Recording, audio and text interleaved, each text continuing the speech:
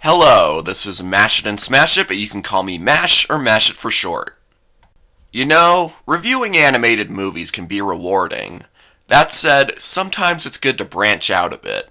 Try something a little different.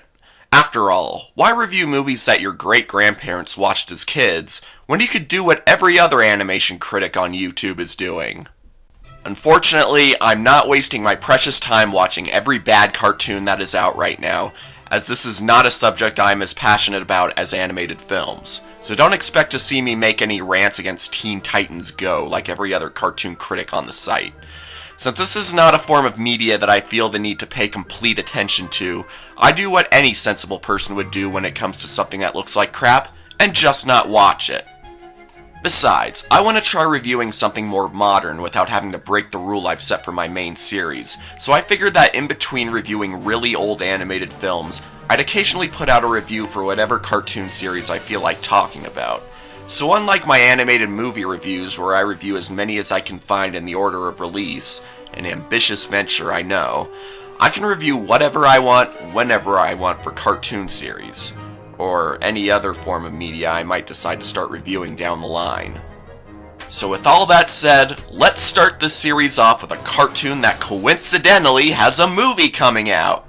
So I guess this review will be connected with an animated film.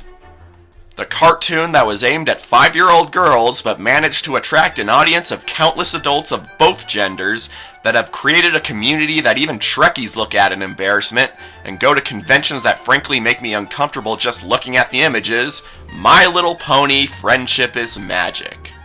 As you would likely know, the cartoon series was created based on the famous My Little Pony toy line by Hasbro. Obviously, it was not the first to be based on said toy line, as there have been several series that range all the way back to the 80s. People's opinions on these shows may vary, though few would deny that they were not exactly high art so much as a series of half-hour commercials. With that in mind, I'm certainly not looking forward to having to review the old MLP movie when my journey through animated film history finally reaches the mid-80s. Anyway, back to the new show. It was created by Lauren Faust, who had previously animated for cartoons like the Powerpuff Girls and Foster's Home for Imaginary Friends. After the first few seasons, she passed the reins to writer Megan McCarthy and took off to pursue other works. And it looks as if somehow the show managed to resonate with a wide variety of demographics, most notably the Bronies, a group of adult men who are very passionate fans of the show. Of course, the distaff counterpart exists as well, in the form of the Pegasisters. This has made way for endless jokes, specifically from outsiders to the culture. But to be fair, this show deserves credit for attracting such an audience despite its target demographic. Any artist that manages to pull that off must be putting more into their work than most money-driven simpletons would. I mean, hey, I'm a grown man and I still love watching clips from Sesame Street from time to time. And you know what? I've been hit by this show's charm as well. Is it perfect? Nah, far from it. But with so much passion put into it, it's hard not to appreciate the impact it has made. It's pretty much become a surprise cultural phenomenon, much like Pokemon, Power Rangers, and Ninja Turtles have in the past. And honestly, for pretty good reason. But I'll go into more detail of what I think of it later. For now, let's get to the plot. In the land of Equestria, a world that is dominated by talking creatures of the Equidae variety, the great and powerful Princess Celestia sends her prize student, a unicorn named Twilight Sparkle, to the town of Ponyville, where she meets a variety of unique and colorful, both figuratively and literally, characters. She befriends several of said characters: Applejack, a farming earth pony who works with her family on Sweet Apple Acres; Rainbow Dash, a Pegasus who is famed for her fast flying and is responsible for controlling the weather; Rarity, a unicorn who specializes in fashion design; Fluttershy, a timid and socially awkward Pegasus with a love for nature and animals; and Pinkie Pie, an energetic earth pony who loves baking sweets and throwing parties. Together, they make up the Elements of Harmony, which hold a special power that they use to defeat numerous villains. Along the way, Twilight makes many discoveries for herself regarding the importance of friendship and the responsibilities that come with it. For the most part, the story is very simple, and there won't likely be any plot twists in much of any episodes that will surprise you. The show is aimed at little girls, so you can't exactly expect Shakespeare out of this series. But for what the show is, they managed to handle it fine and provide some good morals along the way. The animation is very simple. To be fair, this isn't a movie where animation is expected to be anything more than this, but the show does have some occasional impressive visual effects, and from the looks of the trailers, the movie will up the animation a fair tad. What can I say about the world of this show? It is filled with a variety of memorable locations. Equestria is like the ultimate melting pot of different cultures and both earthly and mythical species, and it seems like such a pleasant environment. I would love to live in it. In fact, to hell with this world and its insufferable politics coming from two outdated parties, I'm out of here! I just remembered I can't leave. Damn! The characters have a similar effect. They're all so likable, I would love to, well, make friends with them. I'd love to get to know them more, spend some quality time with each of them. They all seem to be living the good life despite all the crazy stuff that goes down throughout the series. Obviously life ain't all that easy for them, but I'm sure they'd far prefer it over life in the real world. Twilight is naturally the character that I identify with the most. Aside from her being the main character, she has many OCD tendencies. Like me. She obsesses over mundane things, has panic attacks when things aren't going right for her or otherwise challenges her own preconceptions, and sometimes just enjoys solitude. But despite all that, she's very caring of those who are close to her, and will do everything she has to in order to do what's right. That's me to a T, except for that last part. Did I mention that she's voiced by the great Tara Strong? Applejack is kind of your typical southern country girl. She's basically Sandy from SpongeBob SquarePants, but without all the over-perfection. She's just as tough, but is prone to some vulnerable moments, and her element of harmony, honesty, does show in her character a lot of the time. While not quite as interesting as the other members of the main six, there's still enough charm to her. Rainbow Dash is the cocky, sometimes arrogant type, who often lets her talents go to her head, and can be pretty inconsiderate at times. She's probably my least favorite of the main six because she can be pretty annoying with this attitude, and it can lead to some of the more painfully obvious and generic morals of the show. She also has a tendency of making some really boneheaded decisions that I find hard to really identify with. That said, it's hard to really dislike her as she can be pretty endearing at times, and does know when to put her friends before her own interests. After all, she does possess the element of loyalty. Besides, in a show with an all-female main cast, she's about as close to a lead character that appeals to the boys watching the show as you can get. I'm actually quite surprised how much I like Rarity. You'd think the character that specializes in something as uninteresting to me as fashion would be my least favorite of the bunch. And yes, sometimes her vanity can get a little annoying, but her caring attitude towards those close to her makes her so much more than your stereotypical prima donna. She's also notable for having a lot of strong episodes that focus on her. She actually manages to be my third favorite of the main cast. My second favorite is Fluttershy, for pretty much the same reason as she is popular with so many others, and that is just how adorably endearing she is. Regardless, she can be tough when she needs to be, and sometimes even be kinda scary. This can even bring her into unlikable territory sometimes, such as the infamously divisive Putting Your Hoof Down episode. But she balances it out with plenty of other episodes that effectively play up her tough and endearing sides, sometimes even balancing them out really well. At the end of the day, she's still arguably the cutest out of the main cast, and there's a reason why she managed to melt the heart of a reality-bending demon. Oh yeah, we'll get to him soon. And finally, my favorite of the main six, Pinkie Pie. She's the source of a lot of the show's humor, and is such an energetic, fun-loving, free-spirited ball of joy that you can't help but get wrapped up in her shenanigans. Sure, her over-the-top obliviousness can become a bit much at times, but she always entertains me to at least some degree, and is also Fluttershy's #1 rival in the cutest of the main cast contest. Also, cupcakes. No, not those ones. And now for a brief talk about the secondary characters. Spike is a baby dragon who has kind of served as Twilight's assistant for much of the show. While he can be childish at times, as would be expected for one at his age, he can also serve as the voice of reason when Twilight's not acting rational. He also seems to go through the most character development over the course of the show, which is worth giving him credit for in his own right.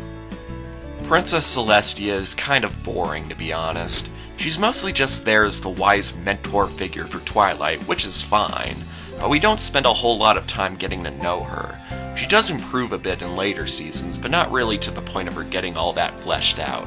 I don't hate her or anything, I just think we could have more scenes of her doing something other than spouting friendship cliches. Her sister, Luna, is a bit more interesting. She starts out as the show's first villain, Nightmare Moon, who is kind of a basic antagonist. Afterwards, she does go through a bit of redemption arc throughout the show, and even takes more than one opportunity to show off her power of entering ponies' dreams to help them through their nightmares and the real-world issues that inspire them. Not a favorite character of mine either, but she's alright. And then we have the Cutie Mark Crusaders, a trio of young fillies looking to get their cutie marks. You know, those little tattoos on all the ponies' butts. Apparently a pony gets one when they find their calling in life. The trio consists of Applejack's little sister Apple Bloom, Rarity's little sister Sweetie Belle, and Rainbow Dash's #1 fan and protege of sorts, Scootaloo.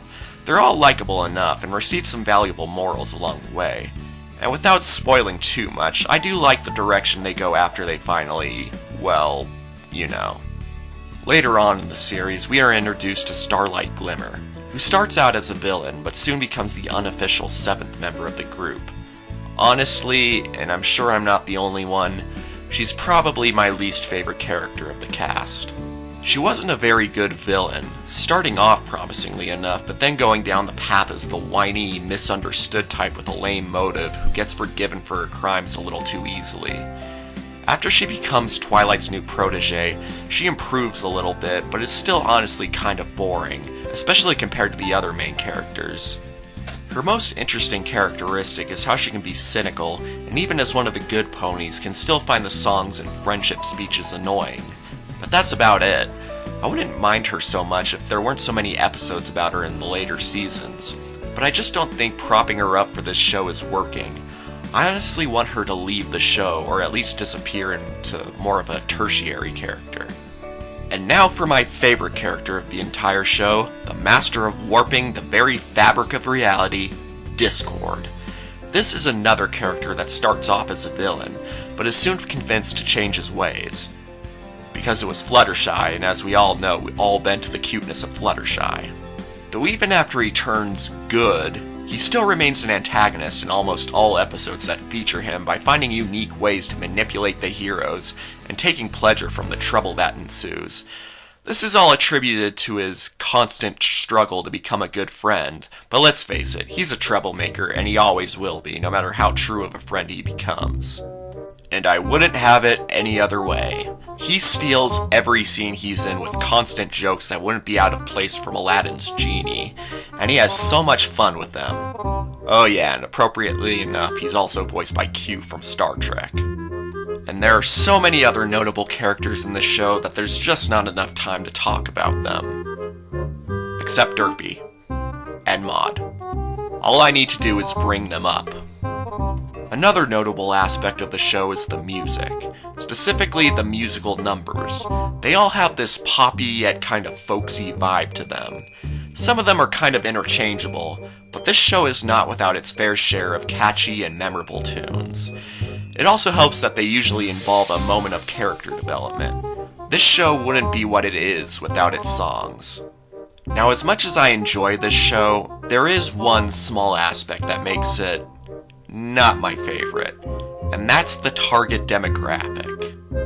No, I'm not saying, ooh, it's for girls, so therefore I don't like it. Not at all. I just feel that who it's intended for does kind of hold it back. I mean, let's be real here. This is a schmaltzy show. I mean a really schmaltzy show. Right down to the whole friendship thing. I mean, it's good to have friends, but my god, friendship is like a religion in this world. This world's entire economy runs on friendship. But hey, magic is important in this world as well, and as you know, friendship is magic. The songs, the morals, the overall girliness, it's made for little girls, there's no denying that, and there's nothing wrong with that. But for a grown man like myself, I'd love to see something a little more challenging. What if they raised the risks? What if they tried a darker story? What if Twilight straight up lost a friend? What if that friend in question was one of the main six, even though I know it wouldn't be permanent? What if they couldn't agree on something, and despite both of them having a good argument, it reaches a boiling point, leading to the character walking out? What if someone died? Do ponies actually die in this world? What if they addressed a really serious issue? I know it's major nitpicking, but I just enjoy these characters so much that I would love to see how they deal with such things. But I understand that telling such stories while keeping it balanced enough for the target demographic would be challenging to say the least. I can't ask so much from a show of this nature, and in the end, with the massive audience it has gained, does it really matter to them what they could do differently? But regardless of what could use some improvement, this cartoon is perfectly strong as it is. The word I use to describe this show is pleasant. It is a pleasant show. With an imaginative world, lovable characters, and many valuable morals, it is no wonder grown men are putting on colorful wigs and going to conventions based on this show. So I give My Little Pony: Friendship is Magic an 8 out of 10. Some might rate it higher, some might even rate it lower, but that is my rating. I do really like this show, but its schmaltziness does factor against it a small bit for me. So with all that said, this is Mash It and Smash It. One of us. Huh? Who said that? One of us. One of us. One of us. One of us. One of us. One of us. One of us. No, I'm just a casual fan. I'm nothing like you. One of us. One of us. Stay back. Don't come any closer. No. No!